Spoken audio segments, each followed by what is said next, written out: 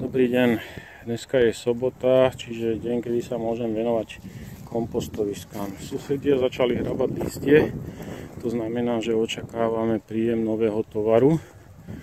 Takže sme urobili túto takú jamu, odhadujem na 100 litrov. Tuto už vidíme vyložený rozpracovaný materiál, ktorý sa krásne spracováva. Teraz to lístie nahádžeme sem do tejto jamy a aby sme znížili jeho objem, tak ho zaťažíme týmto materiálom, ktorý je vlastne tu na boku, táto kopa. Hej. Tým sa nám znížia vzduchové medzery, zvýši sa nám teplota, ktorá nám zabezpečí rozklad tohto lístia, stúpne jeho vlhkosť a vlastne dažďovky omnoho krajšie to lístie spracujú. Tu je krásne vidieť, ako sme vykopali z tejto jamy, sme vykopali pár výtok, pár vidiel a tu je krásne vidieť, aké tisíce dažďoviek nám už všetko krásne spracovávajú. Do jary tu bude pripravený nádherný kompost, ktorý bude stačiť len osiať a môžeme ho rozsunúť do záhrady.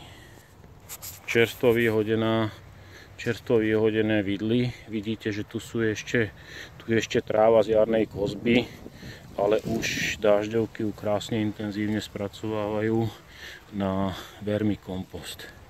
Ako sa pozrite, sú tu ich milióny. V podstate není treba nič. Není treba žiadnu veľkú vedu na tom hľadať. Stačí zobrať 4 staré palety. Odrazia sa na nich nohy. Jednoducho obyčajným drôtom. Po prípade klinčekmi, šrobikmi, čímkoľvek sa spoja dokopy. Keď sa takto pekne spoja dokopy, vznikne vlastne takáto jedna kvázi jednotka. Rozmer 120 na 120, výška 80, ja preto 80, že som malý. Keby som nehal tú paletu vysokú, tak v podstate by sa mi to ťažko prehadzovalo. Trošku to letí, trošku sa to rozpadáva, ale na jeden rok to bohato stačí. Ako výstielka sa dá takáto geotextília, obyčajná geotextília za pár šestákov. Tá geotextília zabezpečuje to, že voda, ktorá je prebytočná, krásne vyteká. To vidíte podľa toho machu. Ja, aby som tie palety ešte ochránil proti krtkom, tak používam dva druhy geotextílií. Jednu pevnejšiu, to je vlastne táto, a pod ňou je ešte jedna, ktorá je menej pevná. Ale bohato by stačila aj tá jedna. Zatiaľ sa mi nestalo, že by mi spodom niečo preliezlo. Keď preliezlo, tak buď potkan, myšička alebo piskor, tak tí preliezli, tých sme našli. Tak ale oni pôjdu aj za jablčkami, za mrkvou a za všetkým zeleným, kde sa môžu jednak trochu ohriať a jednak trochu nájsť. No a vlastne teraz zase vykopeme ďalšiu jamu, tak sme vykopali v tomto kompostovisku, aby sme mohli sem tiež nasypať čerstvé lístie. Keď to kompostovisko bude dostatočne naplnené, tak vlastne ho prikryjeme takouto polystyrenovou paletou. Tá nám zabezpečí to, aby sa nám neodvarovalo veľmi veľa vody.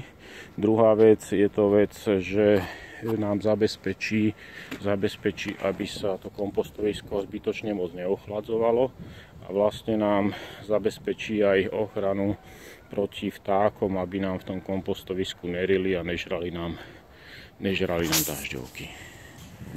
V tomto kompostovisku už nájdeme aj značne prerobený materiál, pretože to kompostovisko by som povedal takže husté. To znamená, že je aj problém v tom kompostovisku vykopať dostatočne veľkú dieru. Tak koľko sa dá, toľko sa dá a vykopeme. Tu nám dal sused okladané jablčka. Títo momentálne ešte z nášho pohľadu nie sú dobré, lebo najlepšie sú vtedy, keď už začínajú hniť. To znamená, keď majú na sebe takúto kvalitu, ktorá keď sa takto zmlaskne, doslova teče. Dažďovka nemá zuby. Ona dokáže násať len to, čo je, by som povedal, také kašovité, jak lekvár. Čiže takéto nahnité jablčka tie prám milujú. Títo jablčka teraz jednoducho trošku popicháme vidlami a tým, že ich popicháme, ich de facto infikujeme a do toho materiálu sa dostanú baktérie, ktoré ho začnú rozkladať alebo sa začnú hniť a dostanú sa do takého stavu, aby žížalám začali chutiť. V okamžiku, keď majú dobrú teplotu, dostatok materiálu a dostatok hmoty, tak sa živia, tak sa množia priam geometrickým radom, proste budú ich za chvíľku milióny. Není treba sa toho báť. Ten materiál bude postupne miznúť, bude sa spracovávať a dažďovky budú ubúdať. Všetky títo kompostoviská už boli kopcom. A jak vidíte, stále pomaly tí palety klesajú a klesajú. Takže v tejto jame si prichystávame materiál, ktorý momentálne nie je infikovaný dažďovkami ani ničím iným, ale tuto pod týmito v tejto jame asi o objeme 4, možno 5 kubíkov je pripravený materiál, odkiaľ v zime, v teplých dňoch budeme s týmto materiálom znova do kompostoviska doplňať, aby sa malo čo v tom kompostovisku rozkladať a vytváralo teplo. Nakoľko tých kompostovísk je hodne, máme aj túto hore na vršku hodne tých kompostovísk, tak máme sa o čo starať. V zime nesmieme zabudnúť, že keď je teplo a teplota nad nulou, tak každé kompostovisko treba poliať. Ono vysychá, aj keď mrzne. Z dôvodu migrácie pestujeme rod Eisenia fetida, čiže kalifornské dažďovky v týchto spodných kompostoviskách. Tam sú momentálne niečo cez 4 kubíky. Dažďovky rodu Dendrobena veneta, dažďovka zemná, dažďovka obecná, dažďovka ružová pestujeme v týchto kompostoviskách. Je to, čo ja viem, 25 metrov, ale aj tak sa nájde, že nájdeme votrelca tu. Je veľmi dôležité uchovať čistotu rasy, lebo keď sa to začne prelínať, tak nevieme, či máme malú rybárskú dažďovku alebo veľkú kompostovaciu a to potom značne komplikuje robotu.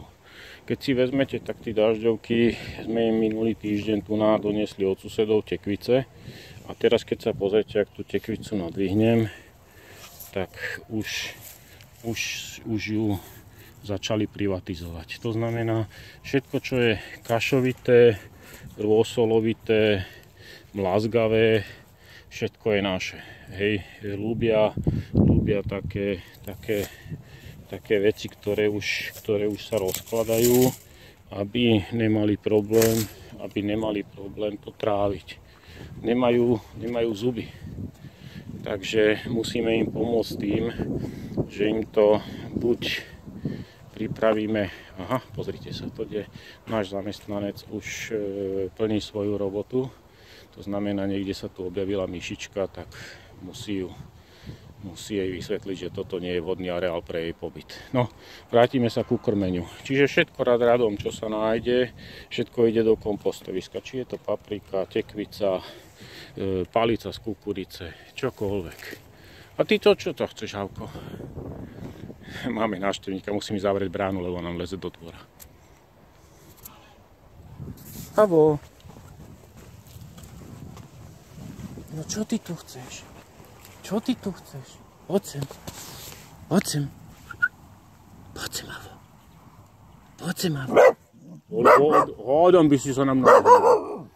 Ale hádam by si sa nehneval. Poď sem, nehnevaj sa.